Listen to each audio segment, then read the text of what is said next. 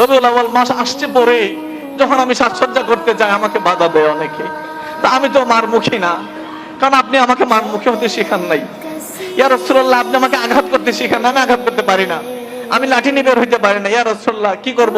এখন রবিউল আউয়াল মাস আসলে ভিতরে একটা আনন্দ তৈরি হয়, রবিউল আউয়াল মাস আসলে ভিতরে একটা উল্লাস তৈরি হয়। কেন?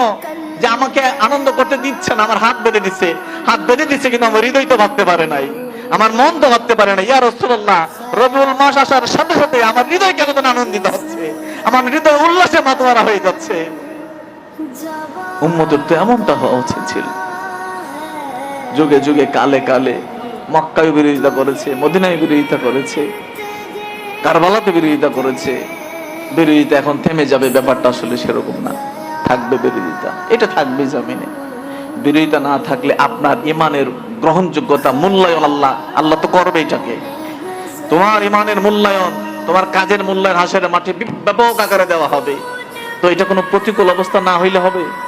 সহজ একেবারে কুসুম সজ্জার মধ্যে তো হবে না, সেটা প্রতিকূল পরিবেশ থাকবে। সেই পরিবেশে আপনি চেষ্টা করেছেন, আপনি ব্যাপকভাবে চেষ্টা করেছেন, সেই চেষ্টার মূল্যায়ন হাসরের মাঠে আপনাকে দেওয়া হবে। এটা আপনার অধিকার হবে হাসরের মাঠে তখন আল্লাহর কাছে। বলুন না সুবহানাল্লাহ।